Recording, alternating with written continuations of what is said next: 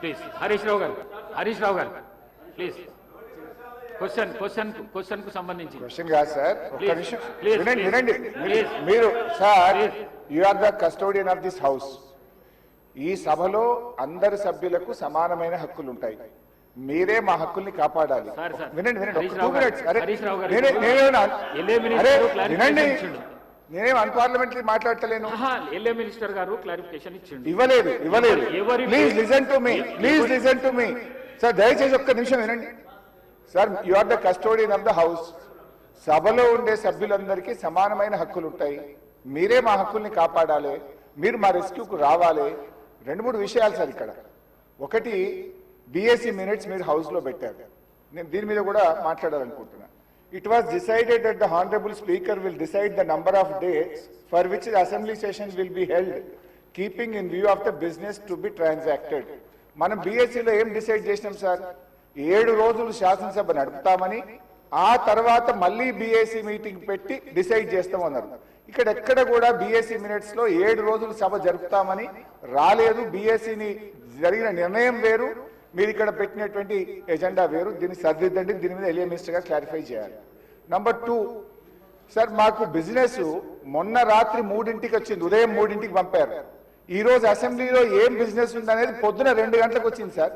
పొద్దున 2 గంటలకు వస్తే సభ్యులు ఎప్పుడు ప్రిపేర్ అవుతారు, ఎప్పుడు రాగలుగుతారు? Is it the way of functioning the assembly? దయచేసి ఎజెండాను 24 గంటల ముందు పంపడం ఒక పద్ధతి, సాంప్రదాయం. దాన్ని నేర్చుకోండి. నంబర్ 2. నంబర్ 3 అధ్యక్ష, ఇప్పుడు ప్రధాన ప్రతిపక్షం ఒక క్వశ్చన్ మీద ముఖ్యమంత్రి గారు లేచి మాట్లాడారు, సభానాయకుడు ఓకే.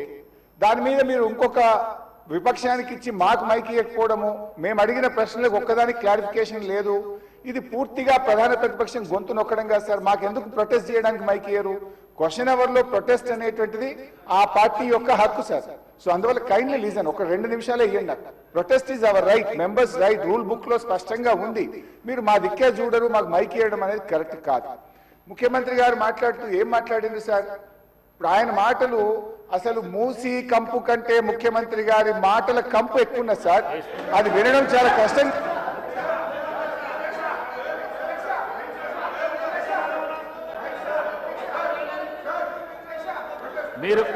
మీరు క్వశ్చన్ కు సంబంధించి మాట్లాడుతా అంటే మీకు మైక్ ఇస్తాను. మీరు ముఖ్యమంత్రిని విమర్శిస్తా అంటే నేను మైక్ ఇవ్వను. ముఖ్యమంత్రిని విమర్శిస్తా అంటే మైక్ ఇవ్వను. ప్లీజ్ మీరు కూర్చోండి శ్రీనివాస్ యాదవ్ గారు కూర్చోండి శ్రీనివాస్ యాదవ్ గారు, మీకు కూడా అవకాశం ఇచ్చినా కదా.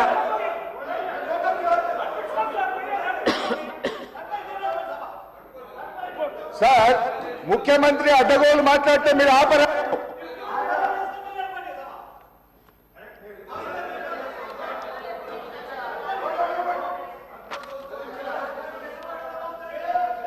Question hour is over. All the remaining questions are deemed to have been answered. వాయిదా ప్రతిపాదన.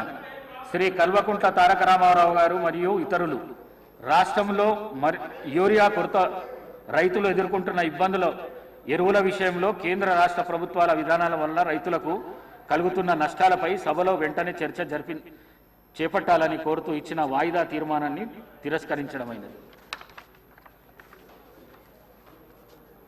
శ్రీ పాల్వాయి శంకర్ గారు, ఉమ్మడి ఆదిలాబాద్ జిల్లా వ్యాప్తంగా గల సోయాబీన్ రైతులకు మద్దతు ధరను కల్పించడంతో పాటు వర్షాల వల్ల రంగుమారుతున్న పంటలను కొనుగోలు చేయాలని కోరుతూ ఇచ్చిన వాయిదా ప్రతిపాదనను తిరస్కరించడమైనది.